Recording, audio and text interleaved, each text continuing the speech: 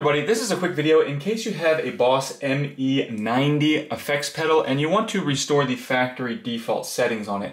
Now you're going to want to do this for one of two reasons. The first one is troubleshooting. If you're having any issues with this unit not responding or not working properly, even if it's not coming on right and stuff like that, we can go ahead and get a fresh start by restoring all the factory defaults. The second reason you're going to want to do this is just if you want to get a fresh start with it, all your presets and configurations, instead of undoing them manually, we can just wipe everything and get it back to the way it was when it came out of the box. So it's real easy to do.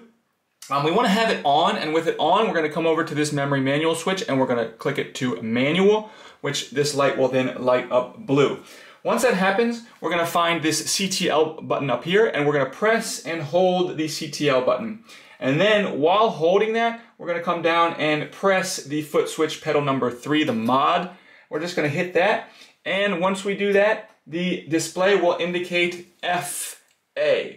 So once we see the FA on here, we can then hit the right button, and it will blink FA with the little arrows around it, and then we can hit the right button one more time, and it will blink again, and then once we do that, it will reset to its factory default settings. Allow it to complete. Do not turn it off or cut power to it while it's doing this. It could damage the device. Just let it finish. Once it's done, you can go ahead and set it up as a new device.